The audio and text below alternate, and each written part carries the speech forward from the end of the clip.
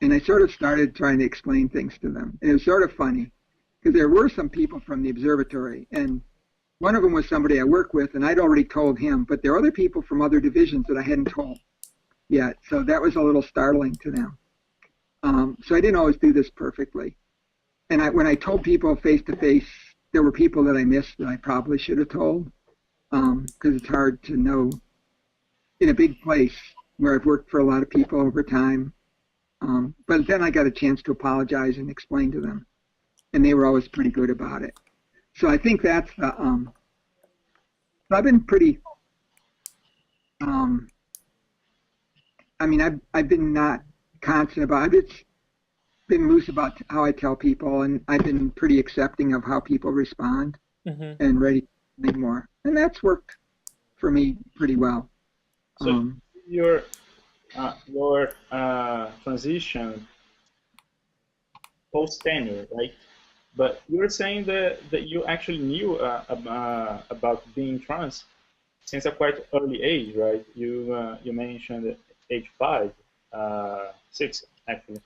So then, do you think that it would have been harder to transition pre-tenure? That like in the workplace would maybe have led to transphobia. Have you ever experienced peer transphobia, or maybe student transphobia? Basically, what prejudices have you been through in academia for being trans? In academia, I can't think of any real, since I transitioned. So before I transitioned, I was just scared, but I didn't really experience anything, and I didn't know how people would experience me. That was my biggest fear, is just not knowing how people would experience me. I react a lot to how people treat me and how people think of me, and I think for me in academia, by the time I transitioned, I had a reputation. I found this out when I was in non-academic situations too, that I had a reputation, and that reputation got me through. And I think that was the big thing that I found out, and once it started to work outside, it was just a matter of just going through and telling people in a straightforward way. So I had to work my way up. It's funny, I started telling the people I worked with directly. I told my boss, then gradually I told his boss, but his boss was the associate director, and I told the last people, I always like to say the last 2 people I told were the director of the observatory and our food truck guy. And the director was mostly worried about how everybody else was treating me, and I told him everybody's fine. The food truck guy was extraordinarily supportive. He's like a good working class guy. It's not one of the fancy food trucks. This is like an industrial food truck with the silver sides and everything. And he's been one of my biggest supporters. It's really funny. Awesome. Could I ask you something that kind of builds up on Vlad's question? So you mentioned before transitioning that one of the things that kind of limited you was that you felt like you couldn't go fully in your endeavors, and that's kind of something that speaks to me as well as a gay person, because I kind of have internalized this idea that I need to not stand out even though I am fully out to my coworkers. And so it kind of clashes with the fact that in academia you have to be very assertive, you have to be very sure of your conviction, because otherwise it almost reflects on you as in you're unsure of your scientific productivity and your scientific production.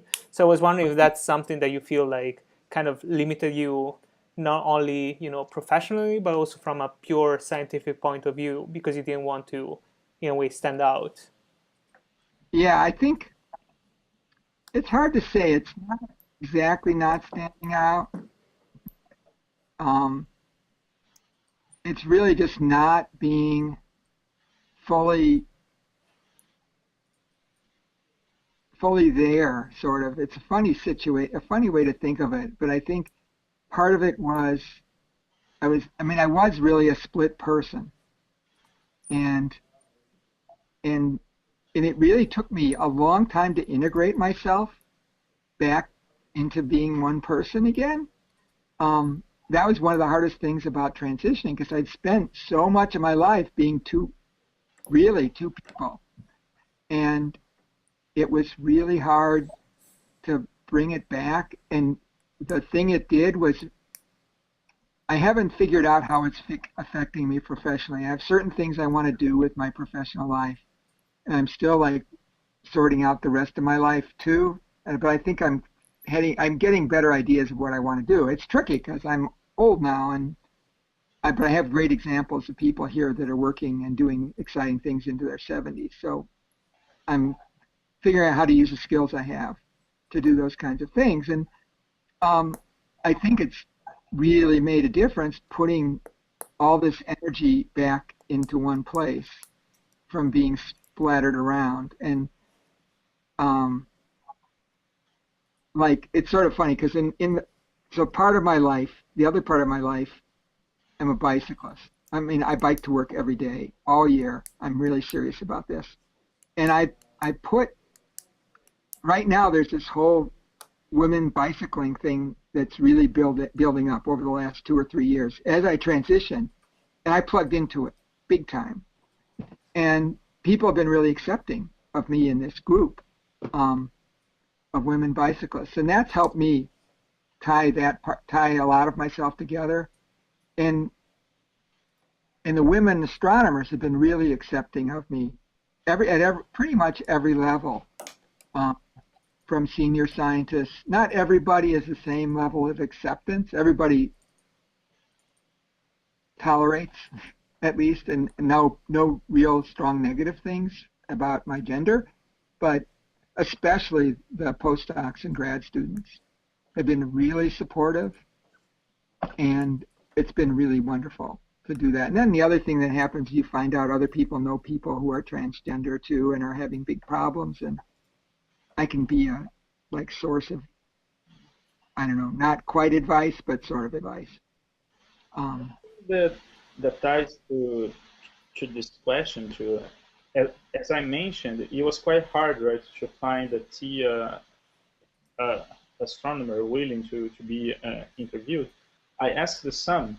One of them told me that she actually preferred to be invisible, meaning like not draw attention to herself and like be away from microphones as far as she could. Another one didn't even answer me back. So I guess at this point it's not only to fear, right, but also that there seems to be a division in the T community. I mean, like not only astro, but as a whole, in regard to what is actually the best course of action, right, to gain civil rights, work rights. So I was wondering, what is your view on this? My position is that I don't go around telling people up front, and I don't know what people assume. I mean, I'm 6'2", I'm tall, and sometimes that's an issue, although one of my office mates is actually 6'1½", and she's exactly the same height as I am. She's Austrian and brilliant, and she's been really sweet too, actually. She's a part-time office mate. Right now she's away. But so my feeling is, so I'm sort of like a middle ground person that I know people that go around telling people up front. They're rare. And other people who want to be stealth, right, and just be treated as a woman. And it's a tricky thing, going between being treated as a woman. And I think what I feel has happened is that in the last few years, literally like maybe 3 or 4, and one of the things that maybe led to me actually transitioning finally, is seeing that the world is changing and being more accepting. So I've gotten to the point where I don't really care what people